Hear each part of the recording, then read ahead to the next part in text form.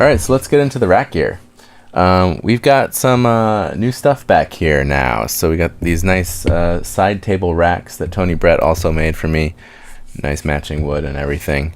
And back here in this corner, I put some basic mic pre's, some stuff that was easy to use when you're way out of the sweet spot. So this is the Ampex 350 mic pre that's came out of an Ampex tape machine, but it's basically been converted to just be a mic pre. This is super hi-fi, like tube stuff. You think it might sound old or something like that, but it sounds very, very open, super high headroom, and just a great mic pre to use on anything. The other Ampex down there, the Ampex 600, is a totally different beast though. So also came out of an Ampex tape machine. But this one is very, very colored and gets distorted pretty fast. So interesting that these are so different. Now this one here is totally different. This is the John Hardy 4-channel M1 mic pre. So this is a very, very clean mic pre. Super linear, and something that classical guys wouldn't hesitate to use. So yeah, we got clean, we got colored, we got stuff in between here. So now I'm over at the credenza here in Bay 1. Up top we've got a Smart C1 bus compressor. You can use it for anything really. This is an SSL style compressor, like the G series compressor. So it is great on your stereo mix bus if you want to get that glue, that tightened bottom end, and that finished record kind of sound. This here is 500 series chassis from API. It's stuffed with a bunch of different things. So first up we have the envelope from Elysia. So this is a transient designer, similar to the SPL transient designer if you're familiar with that. But a little more sophisticated, because besides the attack and sustain, which lets you boost or cut the attack or sustain of an instrument, you've got these frequency selections, which kind of dials in where in the frequency spectrum you're focusing those attacks and sustain cuts or boosts. You can take that frequency option off and just have it full range if you want, or you can also operate this as just a simple equalizer, actually, as a bonus. Really cool. I love this on like kick drum and stuff like that. It's kind of magical what it can do. These spec EQs look kind of like SSL style, but they're really just very clean EQs that I got for that case where you like the tone you're getting, but you just need to address a certain problem or something like that. You don't want to change like the overall tone. These are great for something like that because you can do like tight cues on it and stuff like that. Here we have a pair of Helios Type 69 mic pre EQs. So Helios was a console manufacturer, famously used at Olympic Studios in England. This would have been an EQ and mic pre that you would have heard probably on like Pink Floyd Dark Side of the Moon and stuff like that. Very, very interesting texture and color to these guys. This is new to the studio. If you saw version 1, you didn't see this. This is a API 560 graphic equalizer. So these are super cool for things like kick drum. It's just nice to have a graphic equalizer in the studio. It really lets you, dial something in, since you have all these different frequencies that you can change at the same time. And it just has that wonderful API punchy sound. Now here, these are new too, from version 1 of this tour. These are Moog ladder filters. So Moog's actually discontinuing these 500 series processors that they've created. So I figured I'm going to pick up a pair of these ladders because I always wanted to try them out. So it's kind of the classic Moog high pass and low pass resonant filters, which can be used for tone shaping and for some kind of fun creative effects, because it can do those kind of bleepy bloopy kind of sounds. So pretty neat. Here we have a Moog 500 series analog delay. I love this delay not only for the sound but also for this MIDI port. There's actually a plugin that you can open in your DAW and you can control most of the knobs here and switches from the plugin, as well as things that aren't even on the knobs at all, like the LFO. And you can sync stuff to your Pro Tools session. You can obviously automate a lot of stuff, so you can get really creative with this. It's really cool. All right, this I'm excited about. This is a new compressor to the studio. This is a BG2 from Bryce Gonzalez, a fellow from Los Angeles. So I was doing a lot of research on compressors like the old Altec tube compressors and the stay levels and the Federal compressors and old RCA compressors and things like that. And I stumbled upon the BG2, which is kind of a combination of all those things. So in this British mode here, it sort of sounds like the Altec compressors that Abbey Road or EMI Studios would modify. They called them the RS-124.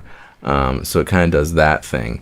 And in the American mode, you have more of the stay level or the RCA BA6A style sound. So there's quite a few tones out of this thing. And this 600 or 150 ohm input impedance makes a huge difference too. The 150 American sounds so beefy, it's crazy. And what else is cool about this is you can turn the compression off and then just use it as like a line driver. So basically picking up the tonality of the circuit and maybe driving it into distortion and stuff like that. So I'm really excited about using this more here at the studio. Got a little bit of space here for stuff in the future, but down here we've got a Mercury M72. This is basically a copy of a Telefunken V72, which was a classic mic preamp that would have been used in a certain period at Abbey Road, EMI Studios. So really great, creamy kind of mid-range, and also a great mic pre for bass, actually. Okay, moving on to Bay 2 here. Up top, we've got a Skibby Electronics 59C red stripe compressor. So this is basically an LA2A copy. Bill Skibby has a really cool studio in Michigan called Key Club, and I was turned on to him from some friends. So he does some other great pieces of gear, like some Flickinger mic pre's and stuff like that. But yeah, this thing sounds great. I don't have an LA2A, but it does exactly what I would expect it to on a vocal, on a bass, etc. Here we have a Universal Audio 6176. So this is a 610 tube mic pre with EQ, followed by an 1176 compressor. You can link them together in the join mode, or you can hit split and use them separately. So pretty cool to have both of those. Down here we have a Dynamite stereo compressor, expander, limiter, gate. Does a lot. The Dynamite has a real interesting, aggressive kind of sound. It can really put a hard edge on your kick drum or something like that. And I do like using the expander, and for like toms. If you don't want your tom mics to constantly be influencing your drum sound, you can use that to kind of lower the mic signal until someone hits the tom. So pretty cool to have that. And this is a piece by a company called Overstayer, another Los Angeles-based boutique manufacturer making some really cool stuff. This is the one they call the Saturator. So this is basically a distortion box. But it gives you a lot of flexibility in terms of how you want your distortion to sound. It's got this amazing resonant high-pass filter on it, which you can totally put into oscillation if you want. And then just a lot of stages to drive things into saturation in different ways. And a high cut to kind of cut off some of the very highs. And a blend knob, so you can dial in exactly how much of the distortion you want mixed with the dry signal. So really cool piece. These two pieces here are from Orban. You got a stereo compressor and a stereo equalizer. Orban would have been something you would have seen more in like the 70s in a broadcast situation probably, but they fit right here at home in the studio too. Very colorful, not for everything, but I've gotten some cool tones out of these. So we got those. And this is new to the studio from the last video. This is an Altec mic pre, the 1589B.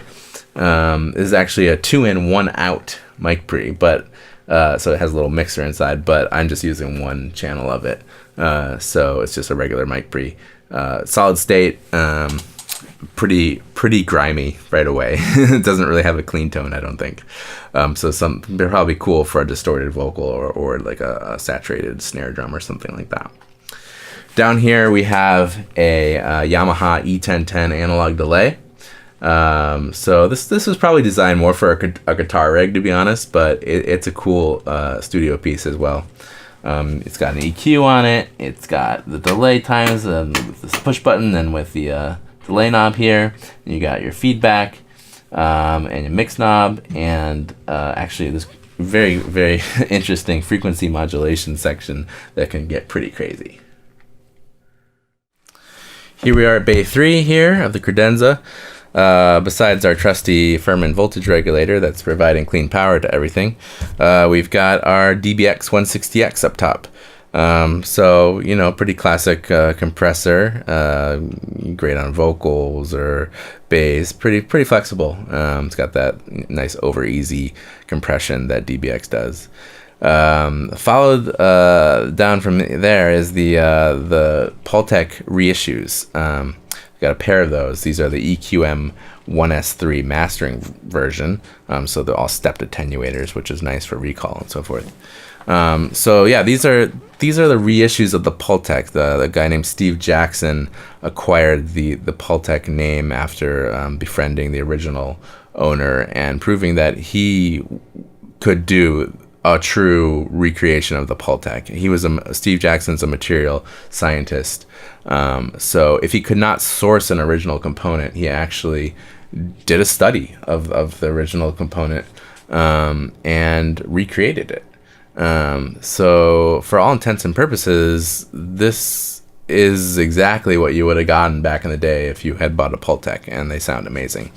It's a type of equalizer that you can use on your entire mix. But I don't hesitate to use these on anything really. Kick drums, vocals, guitars.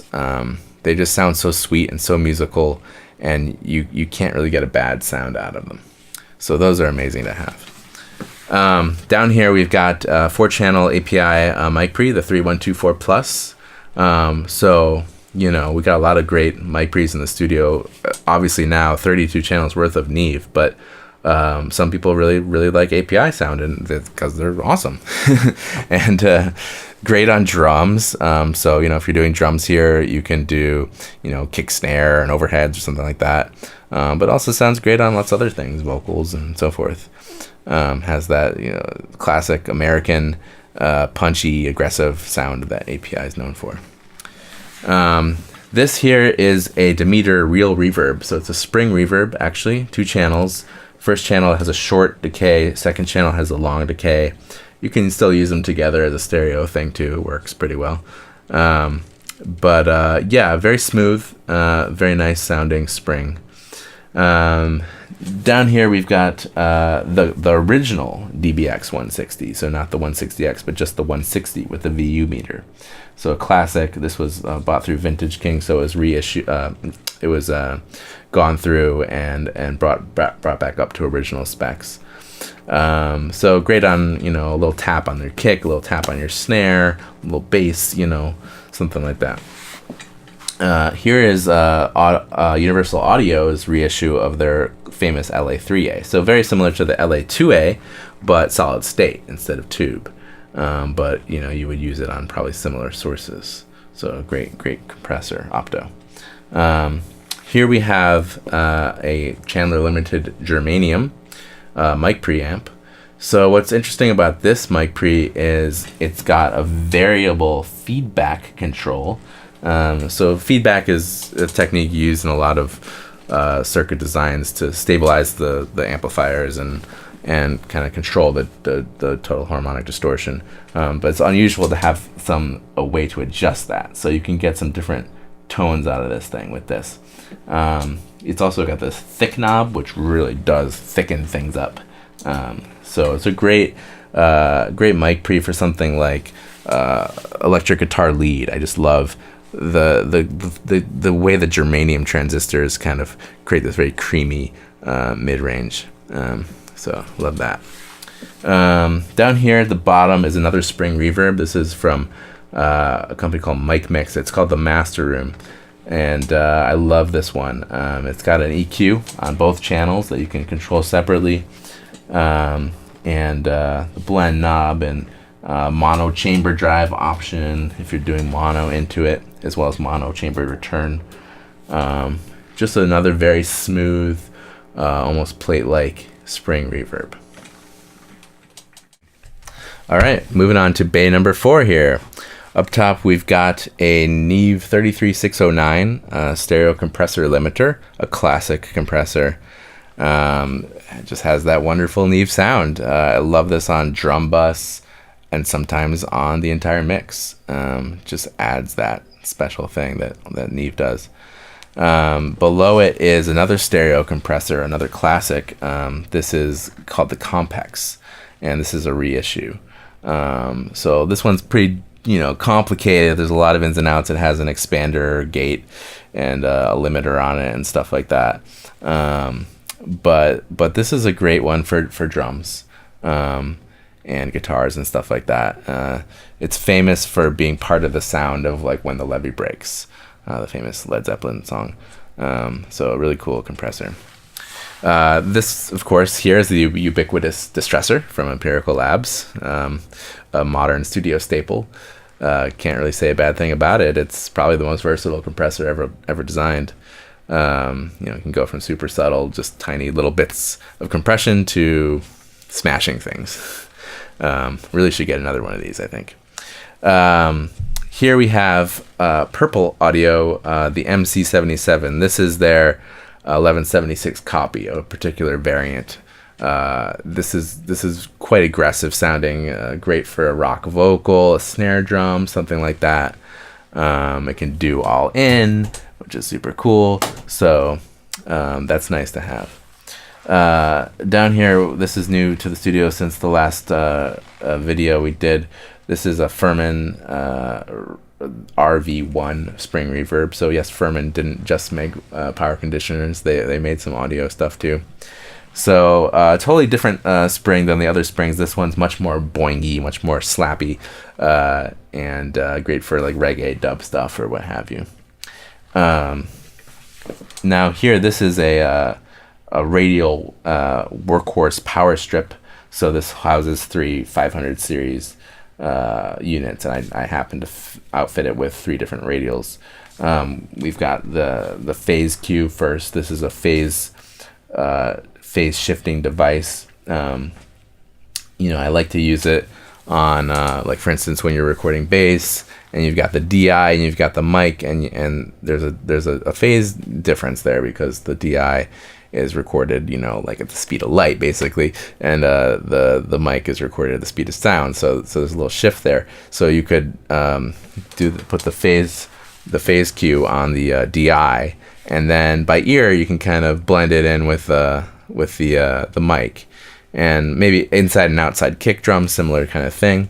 You can obviously do these things in Pro Tools with your eyes, but I actually kind of dig the way that you can just use your ear and change this knob, and there's actually some in between things that you might not have considered that sound better, because you have basically like an equalizer when you start blending 2 signals together like that, especially when they came from slightly different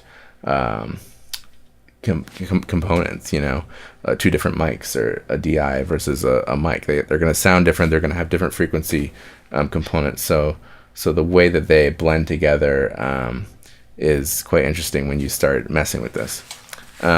Besides that, we've got 2 of these Ecstasies, EXTC from Radial. These are designed to interface the pro audio world with the guitar stompbox world. So let's say you were mixing and you wanted to put a flanger or a phaser on a guitar. Obviously, you could reach for a plugin, but if you had a cool pedal that you wanted to use instead, this would be an easy way to use that. It also can act as a reamp device, which I've done many times. So it's nice. It's got a blend knob on it too, so you can get creative with that. This here is an Alesis Reverb 2. Another engineer bought this on the cheap and was like, "Hey, let's throw it in the studio." So we did. You know, it's all right. It's cheap. It's a cheap digital reverb, but I've used it a bit, and it's got some cool sounds in it. This here is a new headphone system. This is the head unit for the Behringer PowerPlay 16. So we used to have the hearback system, but upgraded to the 16 channel system, and it's got a much more complete feature set as far as the remote mixer goes. You can EQ things, you can pan things, you can do a lot more than you could do on the hearback.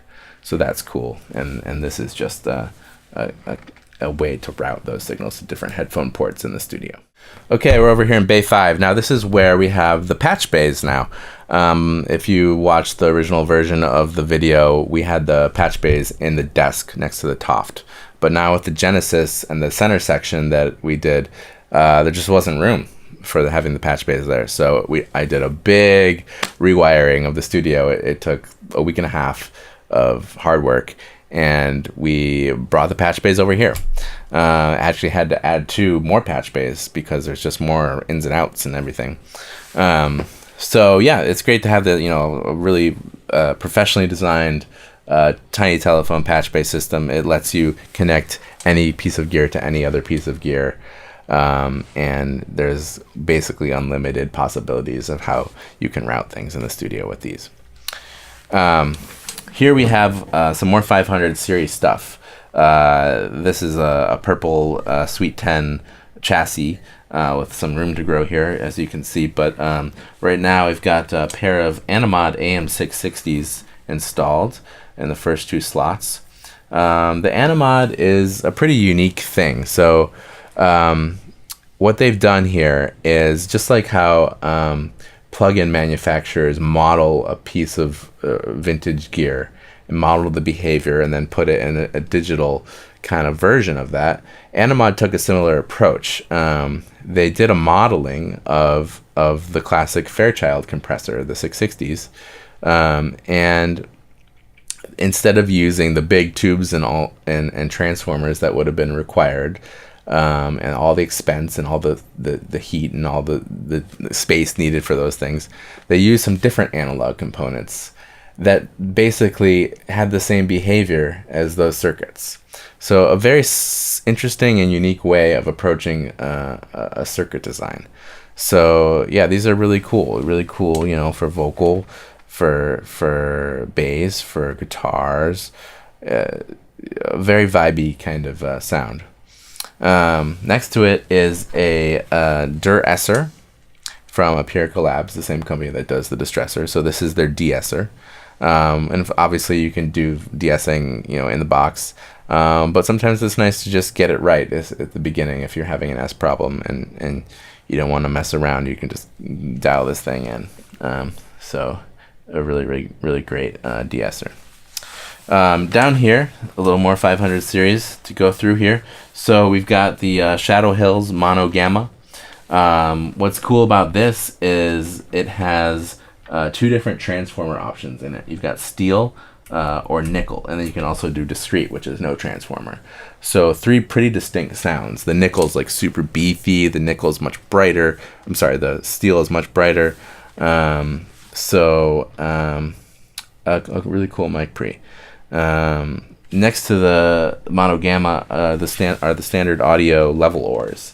Now these go after the sound of the Shure Level Lock, which was this crazy compressor that tried to make like everything the same level, no matter what was coming in. So they really pump, they really go crazy, but it's pretty neat to put on like something like drums. And then there's this crunch mode that they have. in it. And the crunch mode is just more like a distortion, and I love that too. Next to the level ores are the Electrodyne 501 mic pre's. We got a pair of those. Electrodyne was another, classic console manufacturer from back in the day. People like the Beach Boys would have used them.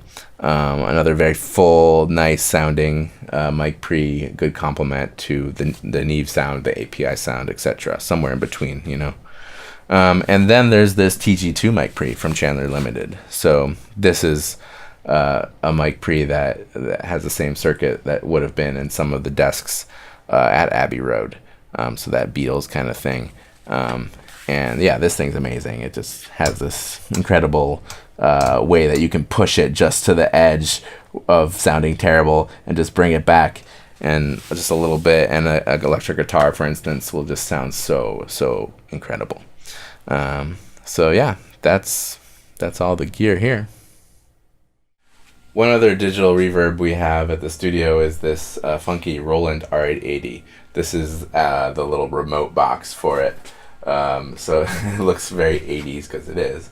But yeah, this came out around the same time as like the famous Lexicon 480L and stuff like that. So it's kind of their answer to it. But it's a great reverb. It really doesn't sound very digital to me. I've used it on stuff and it just sounded very warm and very nice. It's a funny thing about the early digital reverbs is because some of the early digital converters sounded kind of terrible, but the reverb sounded good. So just a weird, funny thing. But yeah, we got one of those too. Okay, back over here now we have another side table rack, custom made by Tony Brad again. And here I've put the converters. Again, we had to make space, having to move the patch bays into the credenza. The converters needed to go somewhere else. So this was an obvious place to put them. So up top we've got this Burl 2-channel converter, which is kind of just in complement to the Apogees, which are the main set of converters for the studio. But the Burl is like a kind of different flavor. And you can use it in Pro Tools for tracking purposes, or what I do with it mainly is I capture my mix through it. And it's just built differently than the Apogees. It's built more like you might see an old tape machine built with transformers and stuff like that. So a bit of a bigger bottom end, a little more rolled off on the top, but just a wonderful sound, quite tape-like. Okay, and then we got the Apogees here. So the Apogee is a pretty classic brand now of conversion. These are the 8016X and the DA16X. We got 32 in and out at the studio, which should be more than you ever need. And the 8016X has the soft limit feature, which is another tape-like thing where as you push the converter harder, it starts to roll off and compress naturally. So that's a nice thing. At the bottom here we've got actually a XLR patch bay.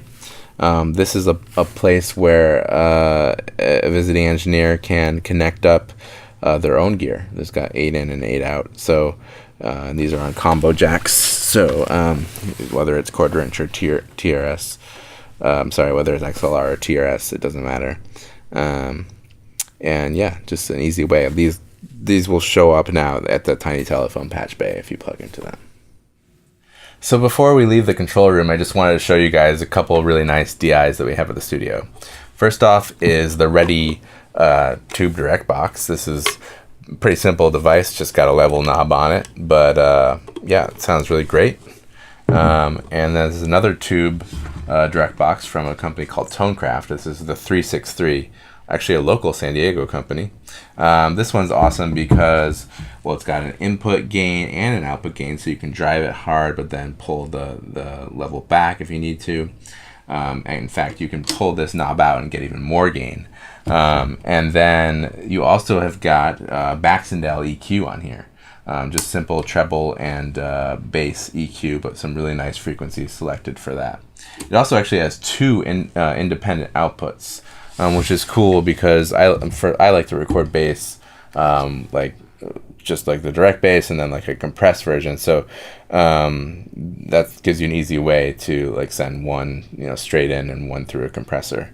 It's got groundless on the back, and just a great sound that kind of goes after that Ampeg B15 sort of thing.